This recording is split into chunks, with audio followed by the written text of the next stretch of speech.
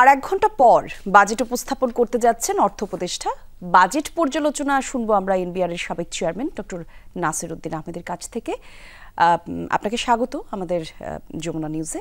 আপনার কাছে একটু জানতে চাচ্ছিলাম, বিদায়ী অর্থ বছরের রাজস্ব আয়ের লক্ষ্য অর্জন থেকে পিছিয়ে পড়েছে এনবিআর, আমরা যেমনটা জানি, সংবাদেও জানাচ্ছিলাম। তবুও উচ্চাশার লাগাম টেনে ধরা হয়নি, এমনটা প্রতি বছর কেন হচ্ছে সে সম্পর্কে যদি একটু বলতেন।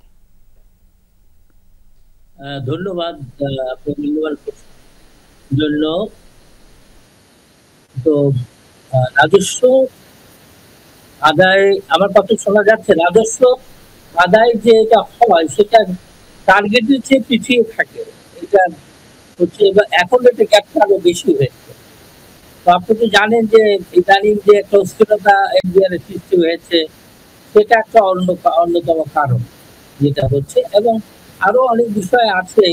এনবিআর কে আমরা একটা সংস্কার কমিটির মাধ্যমে ঢেলে সাজাতে চাই, যেখানে কর নীতির মধ্যে অনেক পরিবর্তন করতে হবে। সেই ইনকাম ট্যাক্স হোক, ভিএটি হোক, কাস্টমস হোক, এবং কর প্রশাসনকেও ঢেলে সাজাতে হবে। এগুলো করা গেলেই এনবিআর এর সক্ষমতা বাড়বে। এগুলো আমরা করার উদ্যোগ নিয়েছি। তো এটা সময়ের ব্যাপার, এটা সময় না। আর রাজস্ব লক্ষ্যমাত্রা যেটা ধার্য করা হয় অর্থ মন্ত্রণালয়, এটাও অনেকটা আমার কাছে মনে হয় না পুরোপুরি বাস্তবমুখী।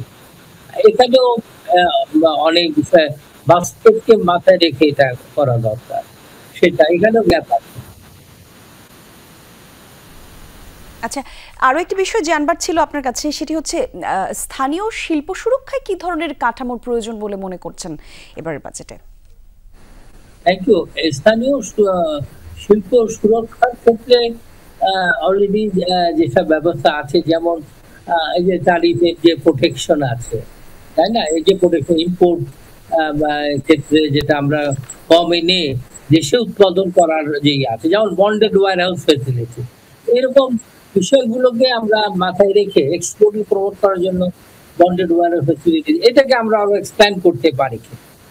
এরকম ইনপুট গুলো যেগুলো আছে, এগ্রিকালচার র ম্যাটেরিয়ালস বা মেশিন তো এমনি সস্তা, ক্যাপিটাল মেশিন 1% রেটে তারিফ হয়। অন্যান্য ক্ষেত্রেও এইসব ক্ষেত্রে আমাদেরকে গুরুত্ব দিতে হবে, যাতে করে দেশের শিল্পায়ন, যৌথ বিনিয়োগ হয়, বিদেশি বিনিয়োগ। সেক্ষেত্রে আমাদেরকে এই রেয়াত দিয়ে, আরো ছাড় দিয়ে করতে হবে, যেগুলো ভবিষ্যতের জন্য আমাদের দেশের প্রবৃদ্ধি বাড়ে, সাস্টেইনেবল ডেভেলপমেন্ট হয়। এটা আমাদের কিছু আছে, আরো কিছু করতে হবে।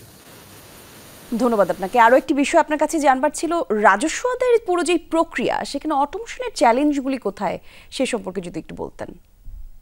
ধন্যবাদ। এখন রাজস্ব আদায়ের চ্যালেঞ্জ, একটা বড় চ্যালেঞ্জ যেটা আমরা কমিটি সুপারিশ করলাম, যে এনবিআর কে পলিসিটিকে আলাদা জায়গায় নিয়ে যাওয়া, যেটা সরকারের দিয়েছে, যদিও ওটা সঠিক হয়নি।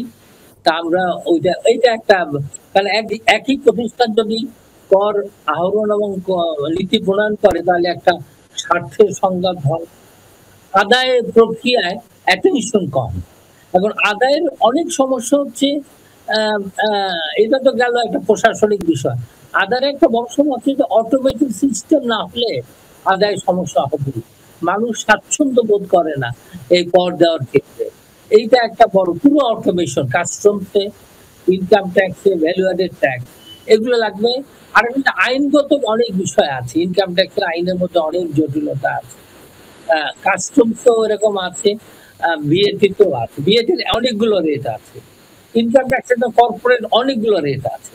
এগুলাকে যুক্তিসঙ্গত করা, এটা করতে হবে, তাহলে কিন্তু রাজস্ব বাড়ানো যায়, এবং সেই লক্ষ্যে আমাদের কাজগুলো করতে হবে।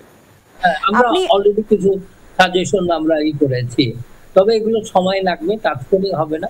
আর সর্বোপরি দেশের রাজস্ব আদায়ের একটা বড় সমস্যা হচ্ছে, দেশের অর্থনীতি যদি এগিয়ে না যায়, চাঙ্গা না হয়, তাহলে ব্যবসা বাণিজ্যের প্রসার হবে না, মানুষের আয় বাড়বে। এখানে ইনফ্লেশন আছে, মানুষের ইনকাম তেমনি কমে যাচ্ছে। যে কারণে আমাদের হলো যে রাজস্ব বাড়ানোর সাথে দেশের অর্থনীতির সমৃদ্ধি জড়িত আছে। ওই একটার সাথে আরেকটা সমৃদ্ধি না হলে রাজস্ব আহরণ বেশি বাড়বে, তাই না? আর কর অব্যাহতিটাও আস্তে আস্তে আমাদের কিছু ক্ষেত্রে কমাতে হবে। যেগুলো প্রয়োজনীয় সেগুলো দিতে হবে, অন্যগুলো আস্তে আস্তে কমিয়ে আনতে বা রেট এগুলো কামতে, যেমন কর্পোরেট অনেক রেট, ইনকাম ট্যাক্স রেট অনেকগুলো আছে, এটাকে পর্যায়ক্রমে কমিয়ে আনা, সেগুলো আমাদের দেখতে হবে। আচ্ছা, আপনাকে অনেক ধন্যবাদ ডক্টর নাসিরউদ্দিন, আপনার মূল্যবান মতামতের জন্য আপনাকে ধন্যবাদ।